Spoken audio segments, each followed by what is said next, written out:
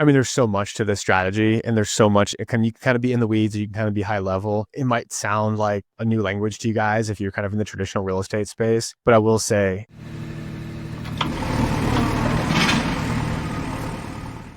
Craig, welcome back to the show. Dan and Mason, thank you so much for having me here. Glad to be back. Absolutely. Yeah, I think you might actually be our first repeat guest, other than Really? we had a roundtable with some repeats, but our first sole interviewee repeat, I think. Let's go. I'm honored. I'm honored. Well, Do I get a special spot on the wall? You do. You'll a picture in my office. Just Yeah, I love that. Well, no, I enjoyed interviewing the first time. I remember hearing you on Bigger Pockets, I don't know, 6 or 7 years ago. I was a year or two behind you in my investing journey. And like you, I had started with, room by room rentals and house hacks. And that's what really accelerated my whole journey. And so I saw one of your recent posts on Instagram, and I wanted to start by discussing this. You said something along the lines of, when you bought your first house hack in 2018, everyone was telling you not to buy. It was the top of the market and rates were too high. And this actually made me laugh because I had the same experience. I bought my first 2 house hacks in 2018, and I was terrified that I was buying at the top of the market. So anything you'd like to say about that and how it might pertain to today? Yeah, I mean, now is always the worst time, right? Like, it's always the worst time it's ever been to buy, but it's the best time it ever will be to buy. So, it's really easy to compare, like, when we're sitting here recording in 2025, what deals looked like in 2020 and 2021 and 2022, and just wish that we had the deals and the rates that we did. But the fact of the matter is when it's 2028 and 2029 and 2030, we're going to really wish that we were buying in 2025 numbers. And so you just really, like, the three of us are relatively young. If you're listening and you relate, you're probably relatively young as well. Just buy something, and in 10 years, you're going to be just so thrilled that you bought when you did. Yeah, this is so true. Of those 2 house hacks I bought in 2018, one I'm selling now. It's in Ohio. It's from before I moved here. And the first couple of years, it didn't really do that well. Didn't make that much money. I had to put a new roof on it. And today I'm going to sell it this summer for about double what I bought it for. And so those expenses that I had to put, like, it just doesn't matter. And so, I saw you also had a post something along the lines of, the most competent people are buying today, and the newbies are sitting on the sidelines. So anything you want to say about that? Yeah, well, I think, like, when you talk to real estate investors, like, our business is buying real estate and selling real estate and investing in real estate. And so just because the market goes down doesn't mean that we stop buying. It just means that we shift. And actually, it's probably better that we buy more, because now we're only dealing, like, we're not dealing with the emotional people that are overpaying. We're dealing with purely logical people, or people that are uneducated, and so that are trying to buy or whatever. And so when you're just dealing with people that are scared, well, like, I can move way quicker than a scared person, right? And so can you. All three of us can, because we've got experience. And so I just think right now has been the best time to buy since I've been investing, since 2017. Like, we're able to get on market deals, cash flowing great, under market. Appraisals are coming in $10,000, $15,000, $20,000 over asking. We can get whatever we want on inspection. Like, it's the best it's ever been. Everyone was waiting for this massive crash, or waiting for a good time to buy. Unfortunately, guys, like, in order for it to be a good time to buy, there needs to be less buyers. In order for there to be less buyers, well, there needs to be some sort of pressure to make those buyers not want to buy. And we're here. We're in it. Now's the time, right? So, sorry, I was long-winded, but no, and that's great, and that's what the news is saying. Of for the first time in history since we've been keeping track of the data, that the buyer and seller has really flipped as aggressively as it currently has, with the amount of buyers that are in the market. And every market is different. It's different working in Miami than it is in New York, than it is in Denver and Colorado Springs. But Craig, I just went and looked. It's been our episode came out in April of last year. Update us on what you've been up to in the last year. I know now is like a good time to buy, but what were you doing last summer into the end of 2024, beginning of 2025? Yeah, so I've probably purchased like 4 or 5 properties since then. The properties that we're going kind of all in on are these co-living homes. And so we've really cracked the code on co-living. we're able to get cash flow $1,000 to $3,000 a month, depending on what area you're in. In more appreciating areas, like 1,000, but in more cash flow areas, 3,000 plus per property per month.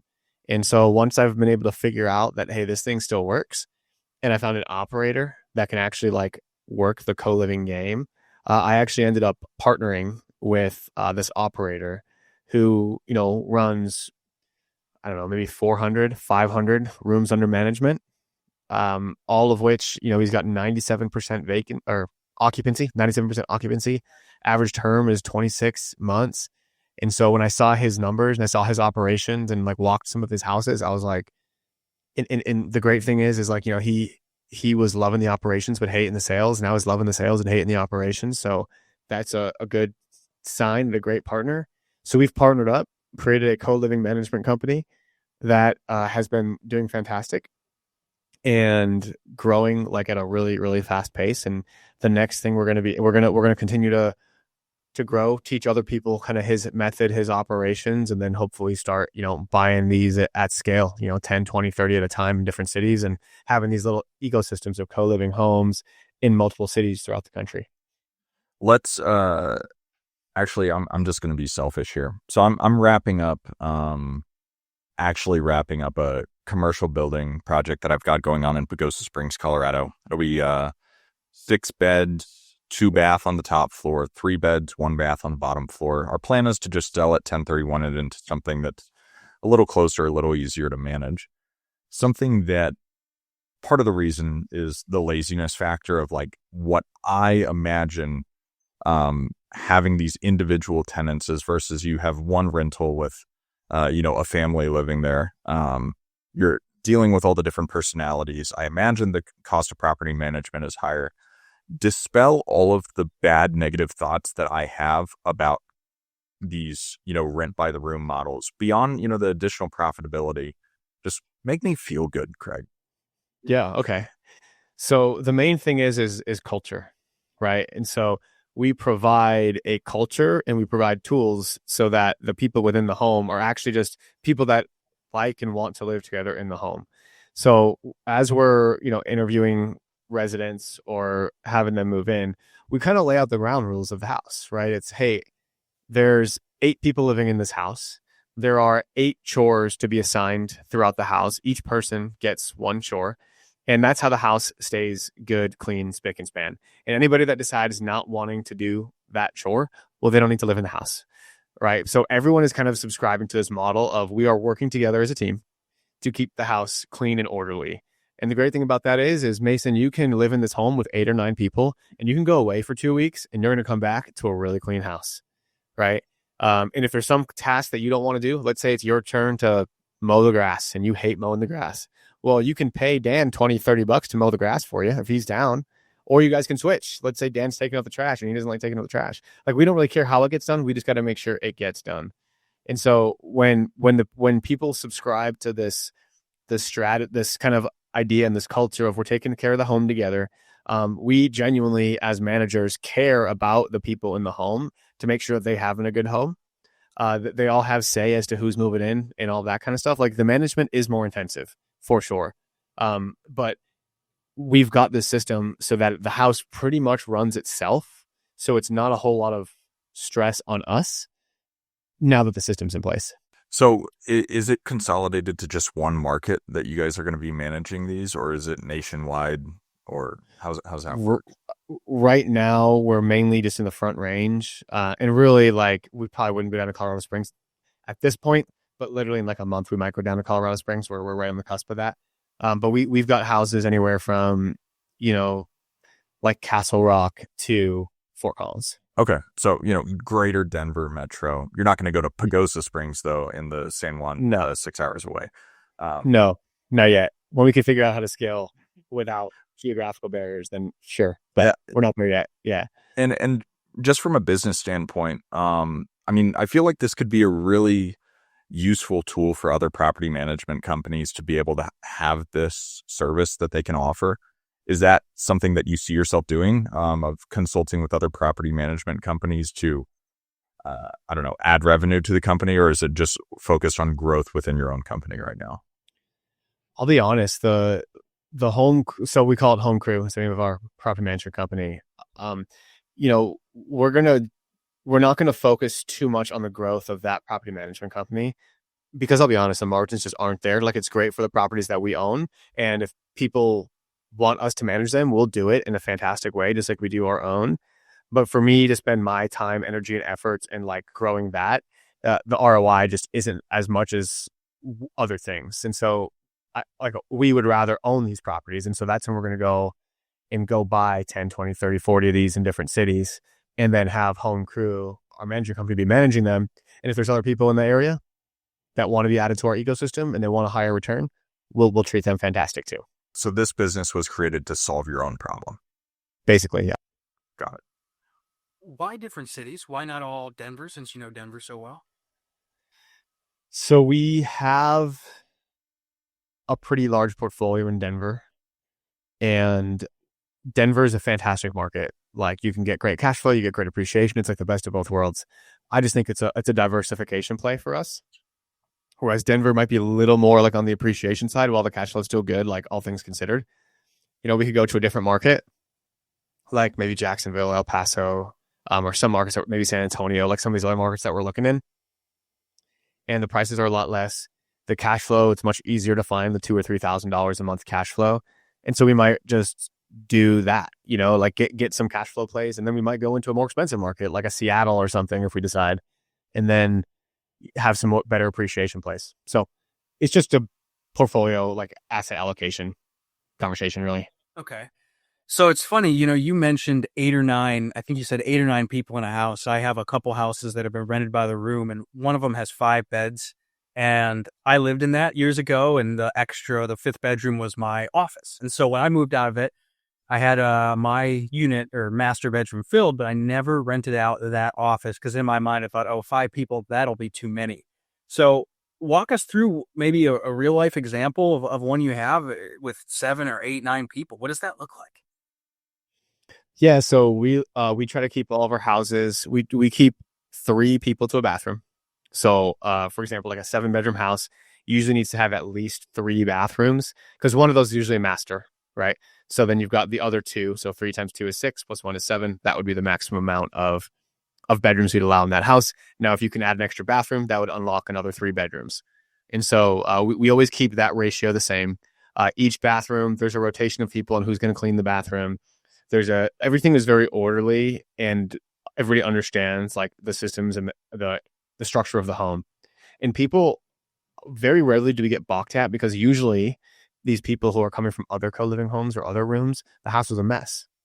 And the only way to everybody wants to live in a clean house and everybody's okay doing a couple things to live in a clean house.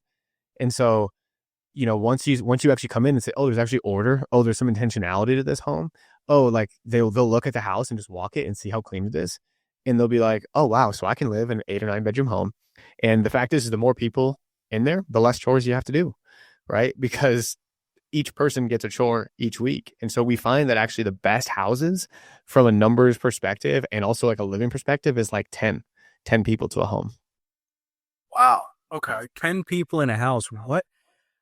And again, these are probably limiting beliefs, but how do you deal with or set rules for having people over and just all the emotion and interpersonal conflicts that can come up? How do you handle that with 10 people?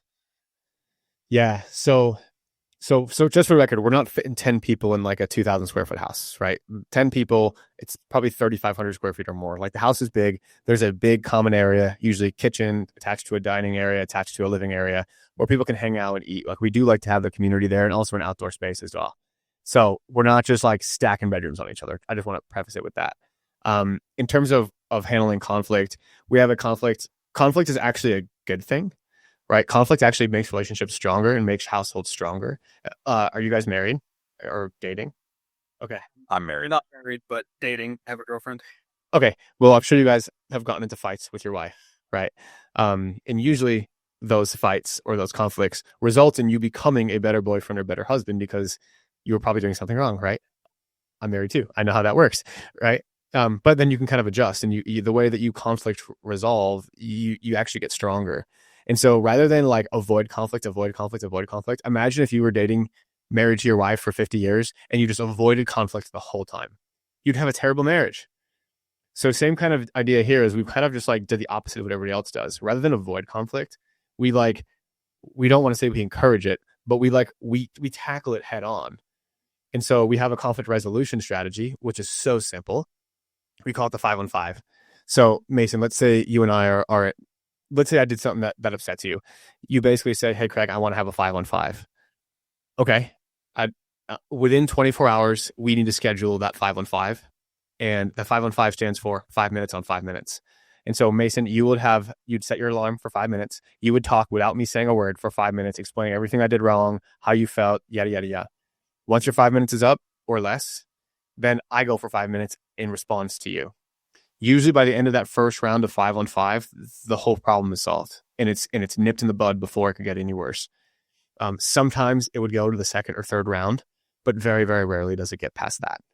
So that's kind of like the first layer of defense for conflict resolution. That solves 95% of the problems. Dan, you kind of mentioned a specific example of like, how do you handle people who are like having people stay over and using the utilities or whatever? We have a rule that anybody that's local can stay 3 days of a week, but only like 6 or 10 days, I forget the exact number, in a month. And anybody out of state can come for like 10 days throughout a month, but no more than 10 days. So they can stay for a full week, etc. Anything beyond that, then that person who owns or who lives in that room is going to have to start paying late fees. It's like, I think it's like $100 a day for the person that's living there or storing there. And we don't get that as the management company. Let's say someone stays there for an extra 5 extra days and that person's got to pay $500. We'll actually split that among the other members of the house for dealing with the BS of that extra person. And so we're more than happy to compensate the other people in the home if they're dealing with inconveniences, or pay them to do, tours of empty rooms or whatever. So it's all like these people, the people living there are respected, they're loved, and we're also like trying to pour back into them and show that they're real people too. That's amazing. It feels like, I mean, it's just such hands-on management. I mean, it's like operating like as an RA in a dorm in college or something like that almost. But I feel like with the tenant selection process, we just went through it. We're moving out of our house, moving into a new home, and interviewed a bunch of tenants and, found someone we liked. But I can't imagine having to do that with all the roommate dynamics and everything in place. So how do you kind of operationalize the tenant selection process to make sure that you do have that cultural buy-in? You're not discriminating against anyone either or breaking the law during the tenant selection process, and just making sure that it's not going to be just a huge issue down the road. Yeah. So we have like a VA in our basically constantly trying to get people to schedule house tours for the houses we've got available. We'll schedule a handful every single week, and we call them the new member rep. So there'll be one person in the home that we deem is like the most responsible, and we'll just discount their rent $50 a month to be the new member rep. And so their role is to greet the new potential tenant at the door when they come, give them a tour of the house, show them what's up with like the, how the house works with the chore board and all that kind of stuff. And then they get to meet each other. And essentially that new member rep is kind of like the appointed person of like, yo, if this person doesn't vibe, they'll just let us know. And then we won't accept them. So there is an appointed tenant or resident that actually helps with that. And so like, there's really not much that we're doing at this point. Like, I'm kind of explaining our processes, but we've set it up in a way where like, we don't do that. Like, I don't know when a house tour is going on. I mean, I know I can look at our spreadsheet, right? But like, there could be one happening right now and I have no idea. Interesting. Okay. I like that. That's a good way to take that off your plate by, compensating the tenant a little bit with reduced rent. Now, it's interesting as you're talking about this and, having 10 people in a house, it makes me think this might be a great strategy to go buy really nice, big, desirable homes and look at it more from a perspective of, having that home paid for and the equity and amortization you're getting. So are you buying any, large luxury homes and doing it with those? These can work with luxury homes. It kind of really depends on your market. But yeah, we're buying a couple that are like in the million, like 1 million, around a million, that work pretty well because they're big. The problem with the luxury homes is that the space isn't really used efficiently. Like there's like a massive kitchen, right? Or like a massive living area with vaulted ceilings. And so really like you want one nice common area and everywhere else you want to put bedrooms in. And so it's hard, like the usage of the square footage in those luxury homes isn't the most efficient for that, is what we find oftentimes, but we'll look at them for sure. Interesting. Okay. Yeah, especially in Colorado Springs, the price per square foot goes down pretty dramatically when you get anywhere near a million. I have a feeling there's probably some opportunities for, an 8, 9, 10 bed home in, Cheyenne Mountain or some of the nicer areas to do this sort of thing.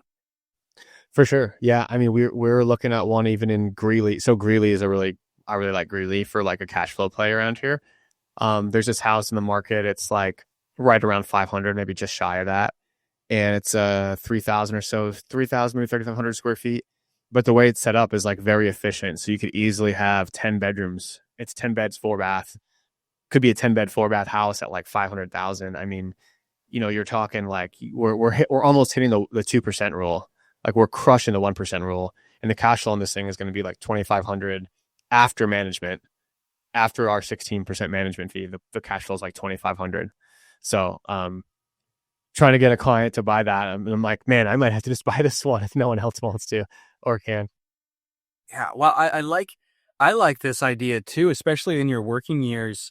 I'm not sure what your strategy is, but I would just snowball all that cash flow to pay off the debt and use it as an aggressive strategy to pay off the homes. Are you doing any of that or looking at it differently? No. So, I mean, I see that strategy and I'm not against it. It's funny, like this probably isn't even the best advice. I'll just tell you what I'm doing. Is like the cash flow from the property, like it's just kind of staying in the bank account in the property. I wouldn't say it's like we haven't owned these for so long where it's like, oh, I've got enough for another down payment. It's just kind of staying in there. When something's needed, whether it's this property or in another property, I can kind of pull from wherever to like get something done. But I think the real kind of goal for us is let's get some decent cash flow. Let's really just buy some good appreciating assets. And then in, 7 or 10 years in the next market cycle, when we're laughing at the place that we're about to buy for 5 or 600,000, now it's $1 million to 1.2. That's when, maybe that's where we think again about, hey, do we cash out on this cycle? And then maybe we just go and do, you have a, 8-figure portfolio at that point that you can sell, and you go put it in some LP syndications or whatever, and just kind of manage your assets at a 10 to 12% interest rate.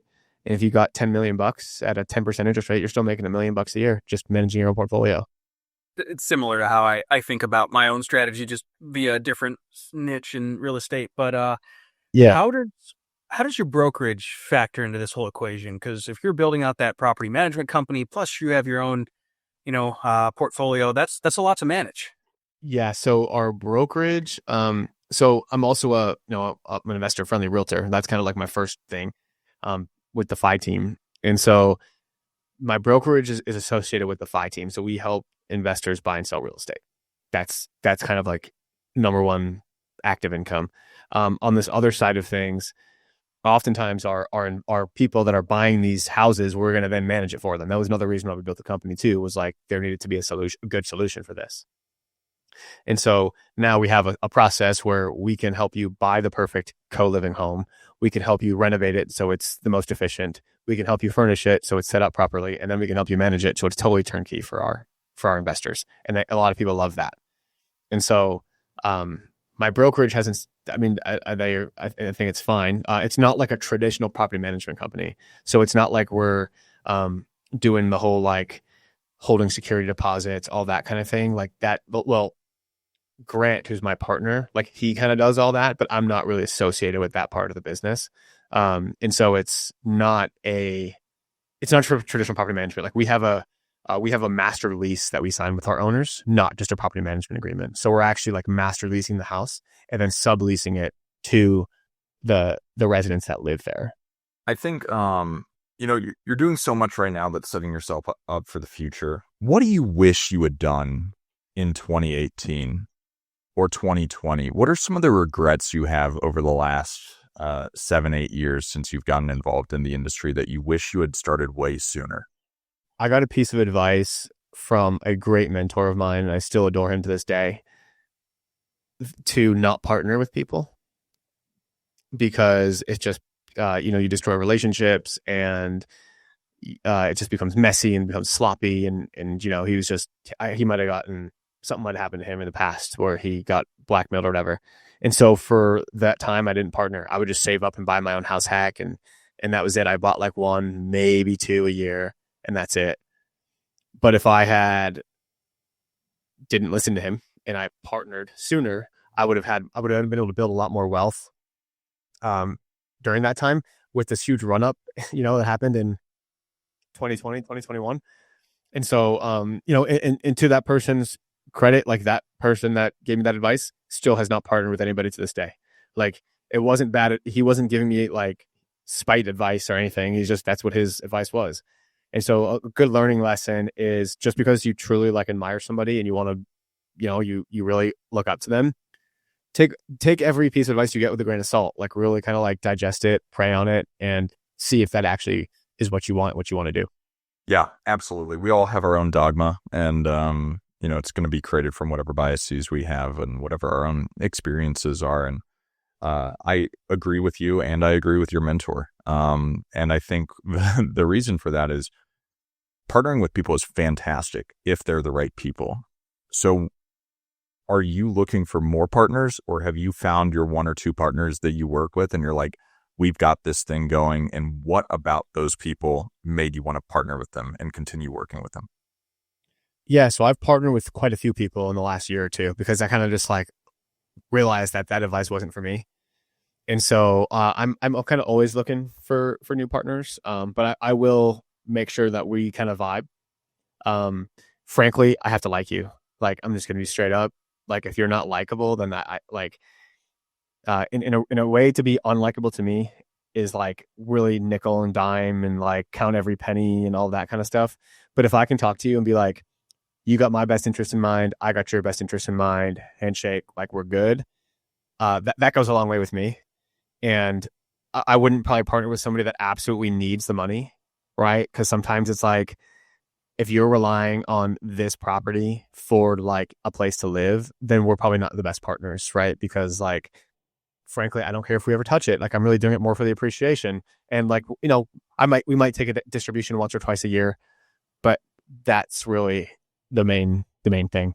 No, that's great advice. I mean, it's just like with negotiating with a deal. You have all the power whenever you can walk away from it. Of a great partnership is one that's not needed. It's one that's wanted by both parties, which I think is really, really good.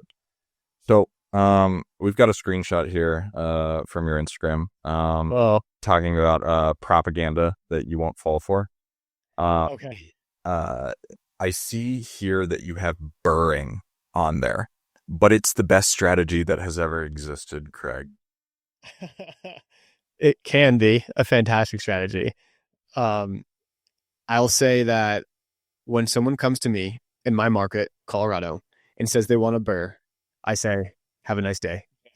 I don't give them much of my time. And the reason is because in a relatively expensive market, it's extremely difficult to do so. One, you've got to get a property extremely discounted, and that's hard to do in itself. But not only that, you got to also be battling with some of the juggernauts in this big city that have a lot more connections, have a lot more capital, have a lot deeper pockets, have better contractor connections than the people who are trying to get these burr deals. And then oftentimes it's these newer people that want to do a burr, and then they're afraid, they're not sure on the ARV prices, they can't really act with confidence, they don't have the contractors, and they're trying to like hit a home run on this first deal. And so there's so many things that have to go right in a burr for it actually to be successful, that to me, I'm just like, it's not worth it. Like, I would rather have, like, if you would give me, if I could buy a $350,000 house, put a 80,000 into it, let's call it 100,000, put 100,000 into it and have it be worth 500,000, I'd rather just buy a $500,000 house already done. And like, let me get that thing renting. Let me get that thing going rather than holding on to it for 6 months, rather than having to deal with contractors, rather than having to go through permitting and all those risks that could happen, not to mention what could happen in the market in a 6 to 8 month period, right? Like, just give me the property that works now, totally renovated, ready to go. I'll rent it out and we'll cash flow it and we'll make some money. That right there of, I wish I got that advice before I bought this big commercial nightmare rehab project that's been going on for 3 years now. I mean, Dan's got the rule of not buying real estate that's older than he is. And I feel like it's the same thing of, you hear all these strategies on all these podcasts and it sounds so sexy and it sounds so cool whenever you do the numbers these ways. And the thing is, rehabs are great for people. And that project that you're talking about, it's fine if you're worth $100 million and you're just adding one little small thing to your portfolio and you don't care and you don't need it to work. But yeah, I think in general, especially with the amount of construction that's going on, if you can just buy that brand new $500,000 home that you're not going to have to deal with limited labor resources, and you deal with that less in Denver and Colorado Springs than, a small mountain town of 2,300 people, obviously. So realize I'm speaking from my own bias here of like, this was I'll make $250,000 on this and I don't care. I'm never doing anything quite like this again. But it's okay to take the easy way out whenever it comes to a long-term investment decision. And that might just be buy the newest property. Yeah, is it not the best, perfect, most amazing financial decision? Who knows? But it's speed, which is so much more important. Well, and if you listen to anybody who's ever heard about a burr, like, go listen to that podcast and like tell me where they're from, because I guarantee you it's Omaha, Nebraska, or it's like middle of nowhere, North Carolina, or like it's these small towns where burring perhaps does work better there because the prices are cheaper and it takes a lot less to get that 20%, and so. And you kind of need like more units in those cheaper areas than in the more expensive ones. So, yeah, I don't think the concept of adding value to a property and being able to get some of your capital out and having to put less total capital into it, there's nothing wrong with that. I think it's just this kind of myth or very rare instance where you get all or nearly all your capital out, especially in a place like Denver. That's just not going to happen. So yeah, I like the build and keep. I did that with a duplex last year, and I still have about $70,000 into it, but that's far less than I would have had into it if I bought it from a builder who was just selling it at full market value. So that's another option. But yeah, for sure. Yeah. Okay. Continuing on this list, there was a couple other things you said that I just think are important to talk about because they're so common, they're so prevalent. Buying with no money down. You want to talk about that one? It's nearly impossible to do. Let me just say that, right? Like, if you got a VA loan, that is like kind of sort of an option, but you're still paying for inspections. You're still paying for, you're going to end up with a higher loan than you will the value of the home. So that's why you see a lot of VA people right now that are underwater. And so like, if it's, some of the best piece of advice I ever received is, if it's too good to be true, it probably is, right? So look into it. You can buy with partners, but if you're new starting out, like right now, I could buy property with no money down, right? I've done, 50 of my own deals, hundreds and hundreds of other people's deals. Like, I'm probably trustworthy enough to where like, maybe Mason and Dan, you'd be like, yeah, if I was like, hey, I got a great deal, I want to partner with you guys on it. I'm going to do all the work. I'm going to get the operations up and running. You guys are going to do $1,500 a month. I just need 10% down or 20% down from you guys. Maybe you would do that, right? Because I've got a reputation. But to the new person just starting out, good luck, right? So I think people will work too hard and try to find these no money down strategies that are just like really tough. Even like these subject to deals, right? Where it's like this person who has, you just assume this other person's mortgage basically, which I've done this. I'm not knocking the strategy. I've done this many times. It's a fantastic strategy. But oftentimes the seller needs something, $10,000, $15,000, right? You're going to have to pay for inspections, $1,000 or $2,000. You'll probably have some rehab to do. There's probably some mortgage payments they're behind on. Otherwise, why would they need you to take over their mortgage, right? Like, I just did a sub 2 deal and I was probably in it 20 or 25,000. It was still a fantastic deal, but that's not no money, So I just think it's much more rare than people think, and I wouldn't get too hyped up over it.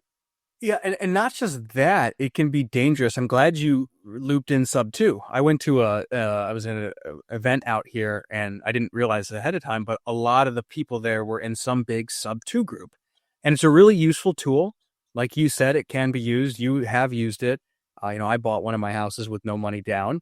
But if you don't have any money and you go buy a bunch of sub two deals, not only can you end up very underwater, but there's just so many aberrations and problems and things that go wrong owning rental real estate. You have to have cash somewhere. You have to have liquidity somewhere, or you're going to end up going broke. And I think that there's a lot of bad teachers out there telling newbies to go buy all these, zero money down sub two deals when they have a barely middle class income, where you could end up going broke real quickly and being underwater on a whole lot of real estate. 100%. Yeah, that's the thing. Is like, yeah, as you get more experience, you get more options for buying with no money down and building your wealth that way. But if you're buying your first house, just go buy a house hack with 3% down. Like, that's the best you can get. It's the best you can do. Yeah, I mean, it goes back to if it's too good to be true, it usually is. And yeah, there's a reason that a lot of people make a lot more on education than they do on actual real estate deals. But regardless of that, and not to knock education anyway, I know you just hosted a big conference that I found out the same day it was going on. So do better advertising to your Colorado Springs friends, which I had friends that went. So whoops, it's my fault. It's all on me. Tell us about the co-living conference. How did that go? What's the whole deal with it? So to be fair, we had no idea what to expect, Mason, and we spent almost nothing on advertising. It was strictly just to like people that we knew on Instagram and all that kind of stuff. And so, we had about 2 months to plan this and to execute on it. And it just like, it was so smooth and like flawless for the amount of time that we had. It was like shocking that nothing went wrong. I mean, but yeah, to this, I don't know how that's what I believe. Right. So like really an act of God there. The conference itself, fortunately, like I've been to so many conferences where I can basically take all the feedback I have from all the other conferences I've been to and kind of make ours adjust to what I felt was better, would be better. So we focus really on like the community building and the networking, because that's what people really care about when they're there. They come for the content and the speakers, like that's what makes them buy the ticket. But what makes them actually enjoy themselves is just the networking and the people they meet and the community they build. And by the time those 2 days were over, people were just like, well, do you mean I can't see you guys for another year? Like, well, what's next? Everyone was like, I don't want to go. I want to hang out with my new friends. And so we really built an amazing kind of place for people to connect on co-living. And there wasn't anywhere like there were so many people doing co-living in different ways all throughout the country. We had people buying multifamilies in Boston and in New York. We had many of you probably know Sam Wiegert buying them in North Carolina and Georgia, us over here in Colorado, but we were all operating in our own silos. So bringing everybody together to learn from each other was just like a really magical thing. And yeah, I mean, when we were all said and done, people were just so excited for next year and so excited where it was going to go and so excited where this co-living movement is going to go. Because I truly think that right now with co-living, we're like what Airbnb was in 2013. Like people know about it. It's out there. It's a little scary. It's a little weird sleeping on someone's couch, right? Or like going into someone's house when they're not there. But before you know it, I think it's going to be pretty mainstream. And right now, I can go on the MLS right now and find. I just did this before this call. Find you 7 or 8 deals that will pencil with $1,000 to $3,000 a month of cash flow. No, easy peasy. I think in a couple of years, we're not going to find that anymore. So I think it's really important to get into these now while it's easy. And then as everybody else comes on for the ride, then we'll hopefully benefit from it. So, which that's fantastic of, being able to throw a conference without it having, a bunch of challenges. I'm a panelist at a conference at the end of the month, and the event venue that it was happening at went bankrupt. So they had to pivot and do all this other stuff. And, so congrats to you on that one. And creating, a sense of community within the co-living space. That's awesome to hear. But we're talking predictions now of, Airbnb in 2013 as co-living in 2025-ish. Dan's done a lot of new construction. We're both in the land space. Where do you see the opportunity for people that are in new construction of, do you think it's worth it to build homes that are designed for kind of a co-living space that would function like to what you see on the MLS of you're like, oh, this would be perfect for co-living? But if you were to get, a pencil on a whiteboard or whatever, what is the perfect co-living house? Is there opportunities in new construction within this space? Yeah. So one of my buddies is doing some new construction co-living homes, and it's more of just like each individual bedroom has its own bathroom ensuite, so everybody's got their own kind of like little separate space to themselves. Um, to us, I mean, I probably wouldn't do new build construction for like a co-living home at this juncture. And again, that's just me. There's people that are doing it. The reason is that it's not like you really restrict your buyer pool in terms of like, it might cost 10 or 15 grand to add an extra bathroom, but that adds no value to the house if it's like a 6-bed, 6-bath, all with bathrooms only accessible by the one bedroom kind of thing. Like I'm still okay. What we like to do is, you buy a normal home, you erect some walls, and those walls are easy to take down. So if I was ever to resell those homes, I'd turn it back into a 5.3, 5.3, 5.4, and kind of sell it to as many people as possible. But that's me right now, right? Just kind of like how Airbnbs are. Some houses are literally, some people are doing custom builds. They're building these domes and these mirror houses and all that so that they can be cool Airbnb experiences, and they'll perform better and they'll make more money, right? But there'll still be a space, I think, for just the traditional home where people just want a cheaper place to live. Because you have to remember, like, people in the vacation rental space, some people, like, they're paying for the experience and they're not afraid to pay. Most people who are living in co-living homes, we're providing affordable housing for people. Like, we're providing a really nice place to live for people that can't quite afford the one-bedroom apartment, or if they'll be in a crappy part of town if they can, or whatever. And so that's where it's a bit of a different demographic. So just too much unknowns for me to feel comfortable with that. Sure. No, that totally makes sense. And one more question is on the market dynamics that you need for a good co-living space where, some of the best business that Dan and I do is in a little bit more rural. Like for me, super bullish on Eastern El Paso County, Elbert County,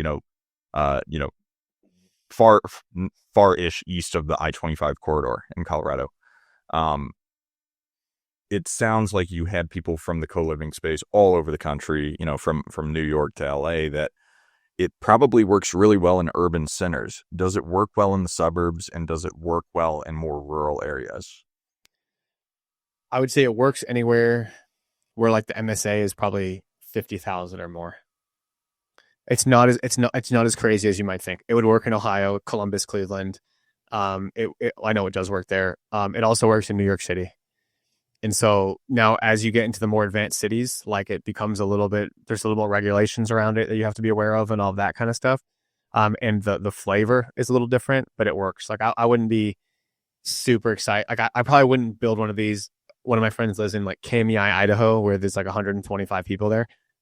I mean, you could probably buy a house and fit all the people in that town in that house, right? So like that, I wouldn't do that, but I would say like 50,000. That all makes sense, Craig.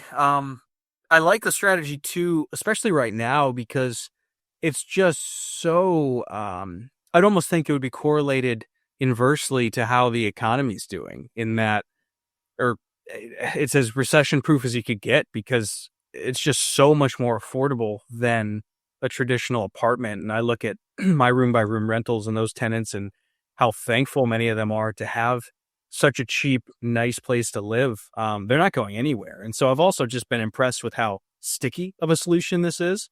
What did you say your average tenancy length is? 26 months. Yeah. That's excellent. But okay. Well, as we head towards the end of the show, I think one more big question I would have, looking to the future with what you just said about this being equivalent to Airbnb 10 or 15 years ago or whenever it came out, is there anything you're doing to differentiate yourself or to stay ahead of the curve as more and more people and money come into this space? Well, one, that was a big part of the partnership, is that I think we're so far ahead with the systems that we've built and how the houses pretty much run themselves. That's a big thing. We're really like a resident first management company. Like we make sure the residents are happy, and if the residents are happy, everybody else becomes happy, right? And so with that, like we really see this as a win-win-win strategy where the residents win because they get a very inexpensive house, but they're living in a nice house in a nice area that's well taken care of in the community. right? They're happy. Investors are obviously happy because they're able to get a much higher return. And then you've also got the counties and the cities are actually much happier as well because the more like how do you increase density in housing? Well, you could build more houses or you can make more people live in a house. It's a lot easier to have more people live in a house than it is to create more housing. And so we're able to have more people flock to their city, and then that means more money for them. So, like it's wins all around. And when you've got kind of the government on your side, you've got investors on your side, and you've got the residents on your side, it's kind of a force that can't be reckoned with, which is why I like this strategy a lot more than some of these other more than the Airbnb strategy, because they're like, it's not aligned. Like cities don't want Airbnbs because it takes people away from their city. It brings tourism, but it takes away like actual residents in their city, which I think they prefer. So that's kind of where I think Airbnb has its place in like mountain towns and in beach towns and in like tourism places. But when you're talking about cities where people live and where there's jobs at, co-living for sure is what you want to invest in. It's so smart, and you're so right of like, this is something that it really feels like the government is advocating for. I mean, you see it in Texas right now, them approving, additional homes on smaller lots, like in Austin, Texas and stuff. And I feel like it's prime. Is it going to work in every single market and everywhere? Yeah, pretty much to a certain extent, just like you're saying, of 50,000 people is like a pretty low low population standard to be able to achieve, something like this. I feel like the only thing that would get in the way would be trying to do it in an HOA where there's just, you're not going to be able to rent out the home or something like that. But Craig, we want to be conscious of your time. Are there any questions? Because we kind of, kept the show pretty focused on the co-living stuff. Are there any questions we did not ask you that we should have asked you? I mean, there's so much to this strategy, and there's so much. You can kind of be in the weeds, you can kind of be high level. And I know it might sound like a new language to you guys if you're kind of in the traditional real estate space, but I will say that I just firmly believe in this strategy because of that higher arching win-win-win where everybody wins. There's not like a win-loss here. Everybody wins. And I think this is going to be like the wave of the future. I mean, wages have hardly increased and the housing prices have doubled in the last 5 years. So people cannot afford to live what they used to. Unless we think that wages are going to double and catch up, then it means that people aren't going to be able to afford what they used to. As long as that trend continues, this strategy is going to get more and more popular. And if you look at other more advanced cities, like in Europe, London, Spain, I guess Spain is a country, but whatever, Barcelona, like all these, Japan, like co-living is a bigger thing in these more expensive areas, and we're just a little bit behind the curve, but we're going to absolutely get there. So I think that you've set the audience up for success, but where can they find out more about you? Yeah, you can find me on Instagram, the Fi Guy on Instagram. That'll be the best way. I'll just leave it at that, so that way you're not going to a bunch of different sites. Just come hit me up on Instagram, the Fi Guy. That's where I'll check the most. Beautiful. Well, Craig, it was an absolute pleasure. We will have to get together in person at some point.